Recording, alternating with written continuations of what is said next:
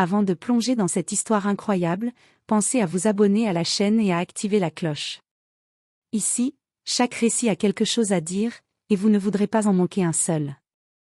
Marcus Reynolds, PDG respecté d'une entreprise technologique florissante à New York, avait tout pour lui, le pouvoir, l'argent, le respect des médias. Pourtant, depuis plusieurs mois, un malaise le rongeait. Des rumeurs circulaient parmi certains clients et investisseurs, certains employés, sous couvert de politesse et de professionnalisme, ne traitaient pas tous les clients de la même manière. Marcus voulait savoir la vérité. Il décida alors d'agir incognito. Avec l'aide d'un maquilleur professionnel, il transforma son visage, changea sa posture et adopta un nom fictif, James Parker. Habillé en réceptionniste, il franchit la porte de son entreprise comme n'importe quel visiteur. Dès les premières minutes, il sentit le contraste entre l'image impeccable qu'il avait construite et la réalité du quotidien de ses employés. Les sourires semblaient parfois forcés, les réponses automatiques, et certaines attitudes trahissaient des préjugés qu'aucune formation de management n'avait réussi à effacer. Marcus savait qu'il allait découvrir des vérités inconfortables. Mais ce qu'il ne savait pas encore, c'est que ce déguisement allait lui révéler non seulement le vrai visage de son entreprise, mais aussi le courage et la lâcheté de ceux qui y travaillaient. Et qu'aucune leçon de leadership n'aurait pu lui apprendre ce qu'il allait voir. Le premier matin, Marcus, désormais James Parker, franchit les portes de son entreprise avec une nervosité inattendue. Ses chaussures cirées semblaient étrangement lourdes, et le badge accroché à sa poitrine lui donnait un air qu'il n'avait jamais eu, celui d'un employé ordinaire. Dès ses premiers pas à l'accueil, il sentit le décalage. Les collègues qu'il croisait lui souriaient poliment, mais sans chaleur. Certains le détaillaient rapidement, comme on jauge un inconnu, avant de retourner à leurs écrans. Marcus, qui avait l'habitude d'être salué par tous avec respect, se sentait soudain invisible. Le téléphone sonna presque immédiatement. Marcus répondit avec un ton posé, mais en écoutant les demandes des clients, il remarqua quelque chose qui le surprit. Certains employés accordaient plus de temps et d'attention aux visiteurs qu'ils jugeaient importants ou présentables, tandis qu'ils négligeaient ou pressaient ceux qui ne correspondaient pas à leur image idéale. Au bout de quelques heures, un incident fit frissonner Marcus. Une femme noire entra pour un rendez-vous. Une collègue réceptionniste, qu'il connaissait sous un autre rôle dans la vraie vie, lui demanda son identité avec un ton condescendant, vérifiant ses papiers à plusieurs reprises comme si elle doutait de sa présence. Marcus sentit la colère monter, mais il resta calme, observant chaque geste, chaque mot, chaque micro-expression. Il commença à comprendre l'ampleur du problème. Sous le vernis de professionnalisme se cachait un biais invisible mais bien réel. Certains employés, sans même s'en rendre compte, perpétuaient des attitudes discriminatoires qui pouvaient nuire à l'image de l'entreprise et blesser profondément les clients. Pour Marcus, ce n'était que le début. En se glissant dans la peau de James Parker, il allait découvrir des vérités qu'aucun rapport officiel n'aurait jamais révélées. Et certaines d'entre elles allaient le laisser sans voix. Le deuxième jour de Marcus en tant que James Parker commença tôt. L'entreprise était encore endormie, mais déjà les premiers clients arrivaient. Marcus s'était préparé mentalement, il savait que chaque interaction pouvait révéler des comportements inattendus. Peu après l'ouverture, un jeune homme noir entra pour un rendez-vous avec l'un des directeurs. Une réceptionniste, qu'il connaissait depuis des années sous son vrai rôle, le scruta d'un air sceptique, lui demanda de répéter plusieurs fois son nom et son rendez-vous, et jeta des regards furtifs comme pour vérifier qu'il n'était pas indésirable. Marcus sentit un mélange de colère et de tristesse. Il se souvenait de moments similaires qu'il avait vécus dans sa jeunesse, et c'était humiliant de voir la répétition de ce schéma dans son propre environnement professionnel. Plus tard dans la matinée, une cliente asiatique sembla également subir des micro-agressions, des employés chuchotaient entre eux, riaient doucement, et l'ignoraient pendant plusieurs minutes avant de répondre à ses questions. Marcus comprit alors que ces comportements n'étaient pas systématiques, mais qu'ils étaient assez fréquents pour créer un environnement hostile pour certains visiteurs. Malgré ces observations troublantes, il y avait aussi des lueurs d'humanité. Une employée, douce et attentive, accueillit tous les clients avec un sourire sincère, offrant aide et informations sans distinction. Marcus se surprit à l'observer avec admiration. Ce contraste était saisissant, le même environnement, mais des expériences radicalement différentes selon la personne qu'on servait. À la fin de la journée, Marcus s'installa dans un coin pour prendre des notes discrètes. Chaque détail comptait, attitude, geste, intonation, temps de réponse. Il savait que ces observations seraient essentielles pour transformer son entreprise de l'intérieur. Mais il ne pouvait pas ignorer le malaise grandissant dans sa poitrine, voir ses humiliations se répéter, même sous ses yeux, était une épreuve plus difficile que n'importe quelle réunion de direction. Il se rendit compte que la véritable influence ne venait pas seulement de la position de PDG, mais de la capacité à observer, comprendre et corriger les injustices, même celles qui étaient subtiles et invisibles au quotidien. Le 3e jour, Marcus se sentait déjà plus à l'aise dans son rôle de James Parker. Son déguisement, son ton et sa posture faisaient désormais partie de lui, mais ce confort ne l'empêchait pas de remarquer chaque détail avec une acuité accrue. Alors qu'il répondait au téléphone, il entendit une conversation entre 2 collègues à propos d'un client venu la veille. L'un d'eux, sans la moindre discrétion, qualifia le visiteur de « suspect » et murmura que certains clients noirs étaient toujours compliqués à gérer. Marcus sentit un frisson parcourir son dos. Ces paroles, dites sans malveillance apparente, révélaient un biais profondément enraciné. L'ignorance, pensa-t-il, peut être aussi dangereuse que l'arrogance. Plus tard, il observa une scène qui le bouleversa. Un client noir arriva avec un rendez-vous important.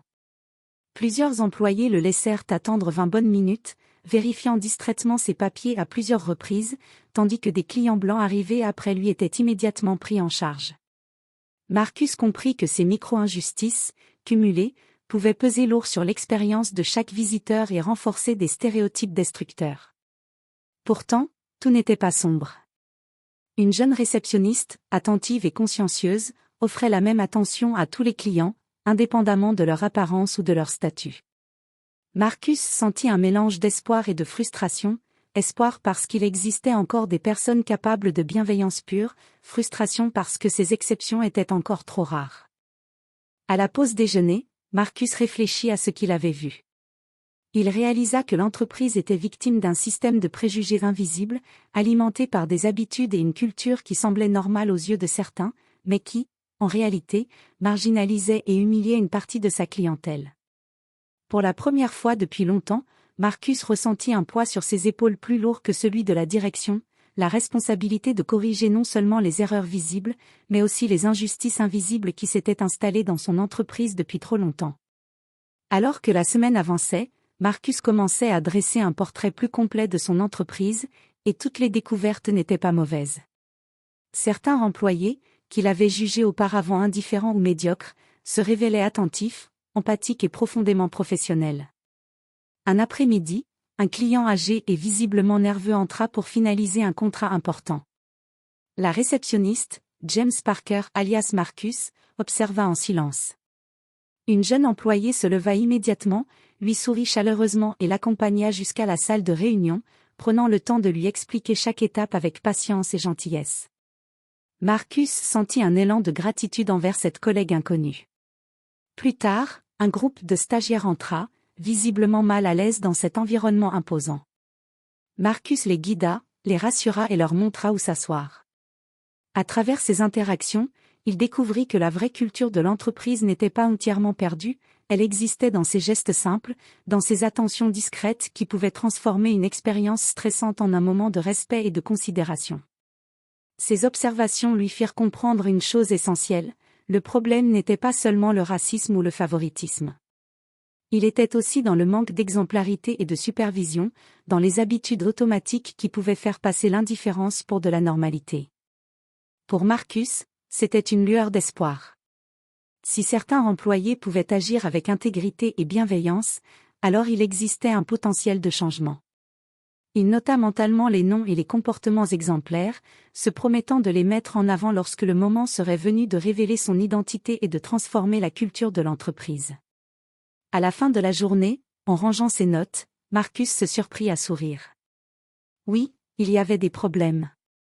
Mais il y avait aussi des personnes capables de faire la différence. Et c'était peut-être la clé pour réinventer son entreprise de l'intérieur. Le 5e jour, Marcus sentit que son rôle de James Parker prenait une dimension inattendue. Jusqu'ici, il avait observé, noté, analysé. Mais ce matin-là, une situation exigea une intervention, même discrète. Un client blanc arrogant, visiblement irrité, critiquait ouvertement un collègue noir qui venait de lui fournir des informations. Les mots étaient durs, pleins de condescendance et de mépris. Marcus sentit son sang bouillir, mais il respira profondément et choisit de répondre non pas en PDG, mais en réceptionniste. « Monsieur, je comprends votre frustration, » dit-il calmement. « Mais je vous assure que mon collègue fait son travail avec professionnalisme et compétence.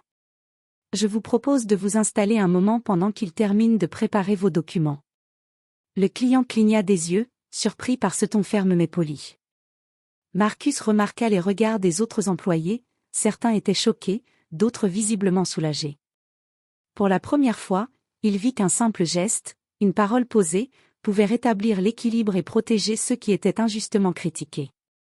Plus tard, en observant le comportement de ses collègues, Marcus réalisa que le courage ne nécessitait pas de statut élevé. La plupart des employés, soumis à la hiérarchie et à la peur du jugement, hésitaient à intervenir lorsqu'ils étaient témoins d'injustice. Mais parfois, une présence ferme et une voix calme suffisaient à changer la dynamique. Ce petit incident lui fit comprendre une chose, son entreprise avait besoin non seulement de changements structurels, mais aussi d'un apprentissage du courage et de la responsabilité pour chaque employé.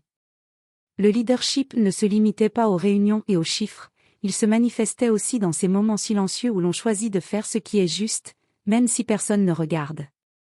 À la fin de la journée, Marcus nota chaque détail dans son carnet. Il savait que ce genre d'événement, petit mais puissant, serait crucial lorsqu'il révélerait son identité et qu'il commencerait à transformer réellement la culture de son entreprise. Au début de la 6e journée, Marcus avait déjà commencé à dresser un tableau inquiétant. Les incidents isolés laissaient place à un schéma plus large, un système de préjugés profondément ancré, invisible pour ceux qui n'étaient pas directement touchés. En observant une réunion informelle entre les employés de l'accueil et certains responsables, il comprit comment ces biais s'étaient normalisés. Certains collègues parlaient ouvertement de « préparer l'accueil pour certains clients », tandis qu'ils accordaient moins d'attention à d'autres, supposément moins importants.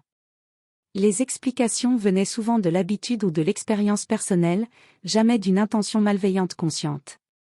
Marcus sentit une lourde responsabilité peser sur ses épaules.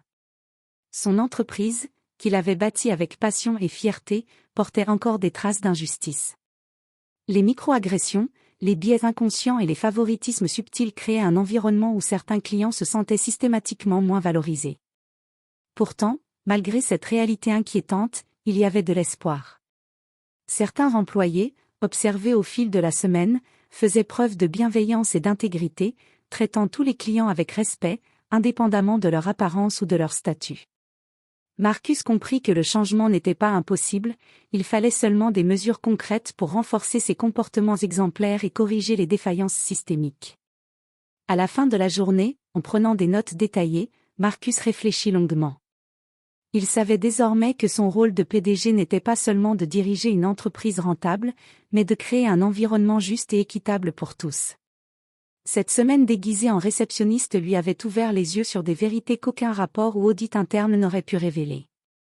Il comprit que le véritable défi serait de transformer cette culture, d'éliminer les biais invisibles et de montrer à ses employés que le respect et l'équité ne sont pas optionnels, mais essentiels. Le 7e jour, Marcus se préparait à accueillir un visiteur de marque, un client influent dont la décision pourrait avoir un impact majeur sur l'entreprise. James Parker s'installa derrière le comptoir avec calme, conscient que ce serait une occasion parfaite pour observer les réactions de ses collègues face à une figure de pouvoir. Dès l'arrivée du client, Marcus remarqua la différence de traitement. Certains employés se mirent immédiatement en posture de servilité, sourires exagérés, gestes rapides et admiratifs, tandis que d'autres restèrent professionnels, assurant le service sans flatterie ni jugement. Marcus observa en silence, notant chaque détail. Puis un incident survint. Le client fit une remarque condescendante à l'égard d'un employé noir, insinuant qu'il n'était pas assez compétent pour gérer une partie du dossier. Marcus sentit son cœur se serrer, mais il se contenta de guider le client vers une salle d'attente et de s'assurer que la situation restait sous contrôle. Il observa le collègue noir, qui reprit son calme avec dignité et continua son travail malgré l'humiliation. Cet événement renforça une évidence pour Marcus.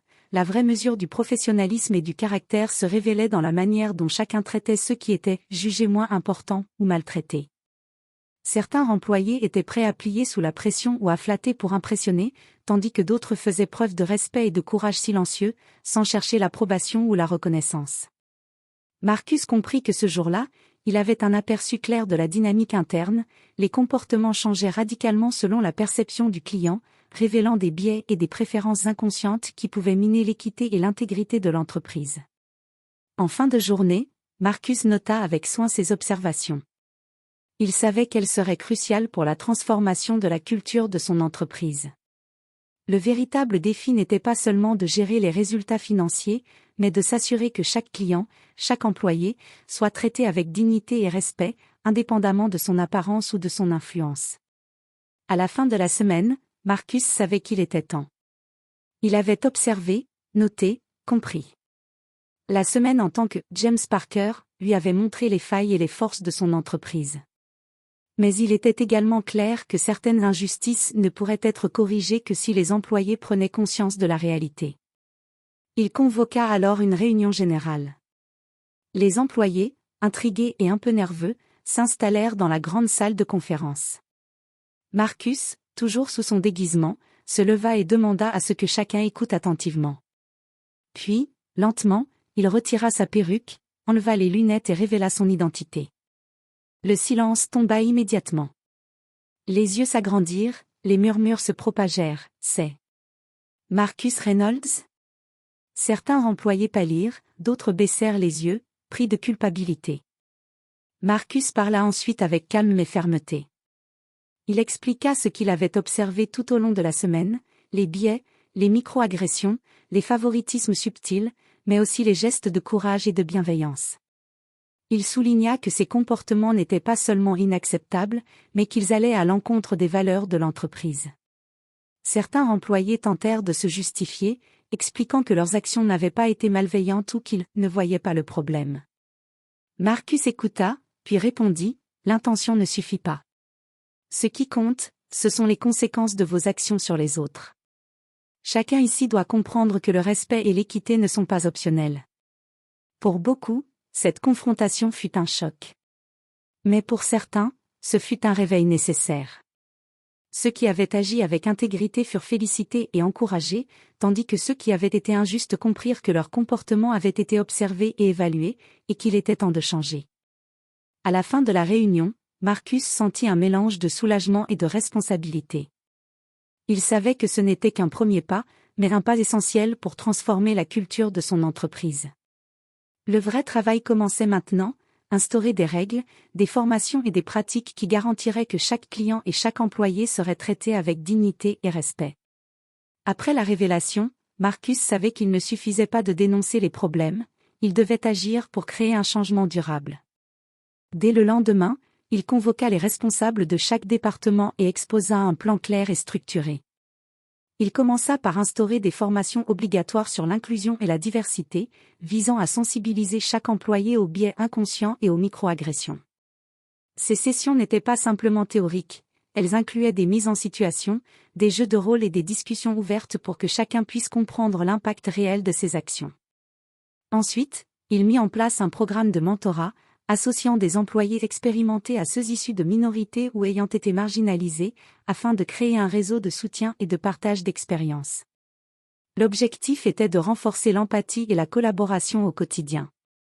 Marcus réorganisa également certaines procédures internes, de manière à ce que chaque client soit traité de manière uniforme, quel que soit son statut ou son apparence.